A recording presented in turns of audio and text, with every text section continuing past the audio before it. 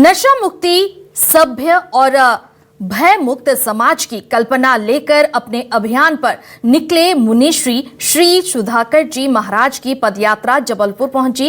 इस दौरान मुनिश्री सुधाकर जी महाराज ने प्रवचन सुनाया। मुनिश्री सुधाकर महाराज जी ने बताया कि जिस तरह से सप्ताह में 7 वार होते हैं उससे बढ़कर परिवार होता है। साथ ही आगे बताया कि यदि परिवार के बीच शांति, भाईचारा, सौहार्द और अपनापन है तो इससे बढ़कर स्वर्ग कहीं पर नहीं है। उन्होंने बताया कि इस यात्रा का उद्देश्य नशा मुक्ति, समरसता, भाईचारा और बिखरते रिश्तों को बचाना है। खासकर आज की युवा पीढ़ी जिस तरह से नशे की जद में समान्वित हो रही है वह बेहद चिंता का विषय है। नशा व्यक्ति का ही नहीं बल्कि व्यक्तित्व का भी नाश करता है।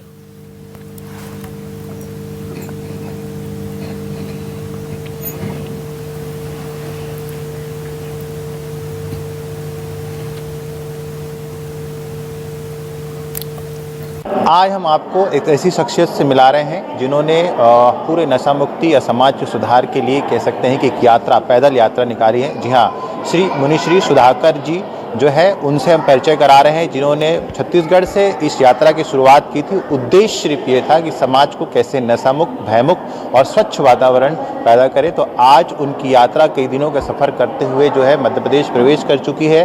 मध्य प्रदेश के मंडला से निकलते हुए जबलपुर पहुँचे हैं, जहाँ उन्होंने प्रवचन दिया, लोगों से बातचीत की। हम उनसे बातचीत करेंगे। जी, आपका न्यूज़ 24 पर बहुत बहुत स्वागत है। बहुत बहुत धन्यवाद।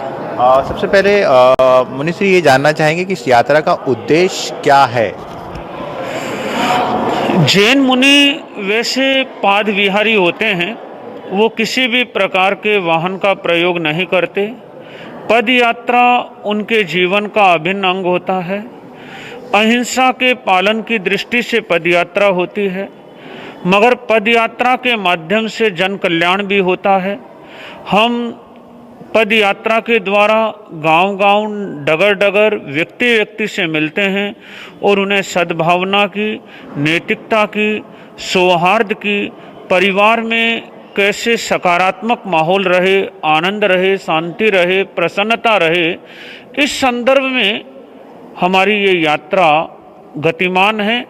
और हमने लगभग 28 नवंबर से इस यात्रा का प्रारंभ किया था और कल हम जबलपुर पहुँचे और ये पदयात्रा आगे ग्वालियर तक की संभावना अभी हम कर रहे हैं। प्रतिदिन आप जो सुना है कि कई किलोमीटर पैदल चलते हैं, बहुत सारे लोग भी मिलते हैं, संदेश क्या होता है इसमें? हमारी पदयात्रा का जो मुख्य संदेश है वो है नशा मुक्ति को लेकर, सद्भावना को लेकर, नैतिकता को लेकर, भाईचारे को लेकर, और साथ साथ में आजकल हम विशेष तौर से ये ध्यान देते हैं क्योंकि आज परिवारों में रिश्ते बिखर रहे हैं, संबंध टूट रहे हैं। तो टूटते परिवारों को, बिखरते रिश्तों को भी कैसे बचाया जा सकता है, परिवार में कैसे आध्यात्मिक शांति का, सद्भावना का, एकता का वातावरण निर्मित हो, रिश्तों में कैसे समरसता रहे, सरसता रहे, इस यात्रा में हम मुख्य रूप से इस कार्य पर भी विशेष रूप से ध्यान केंद्रित करते हैं।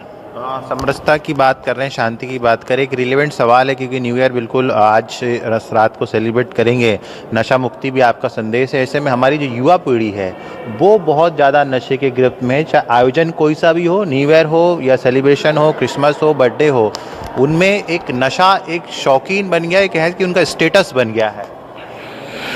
कोई भी पर्व, कोई भी त्यौहार, कोई भी उत्सव आत्मोल्लास के लिए होना चाहिए, मगर आज युवा पीढ़ी में बढ़ता नशे का प्रचलन निश्चित तौर से बड़ा चिंतनीय विषय है।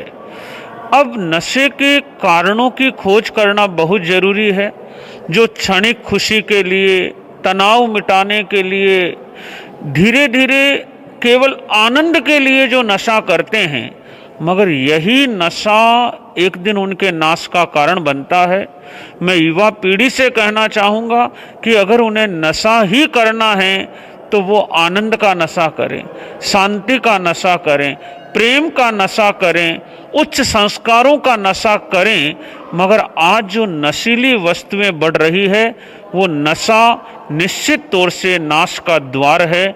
मैं युवा पीढ़ी से यही कहना चाहूँगा कि क्षणिक सुख के लिए, क्षणिक शांति के अनुभव के लिए वो ऐसे गर्त में भूल कर भी न जाएं, क्योंकि नशे का जो अंतिम परिणाम है वो घोर अंधकार के रूप में देखा गया है। एक हमारे को अजैन व्यक्ति मिले और जब हम उनसे नशा मुक्ति की या हमने ये कहा कि न हमें वोट चाहिए, न हमें नोट चाहिए, न हमें प्लॉट चाहिए, हमें तो आपके जीवन की खोट चाहिए, जब हम ऐसे विचारों की चर्चा उनके सामने कर रहे थे तो उन्होंने सोचा अगर मुनिश्री मुझसे पूछ लेंगे कि तुम क्या छोड़ना चाहते हो तो मैं क्या बोलूँगा।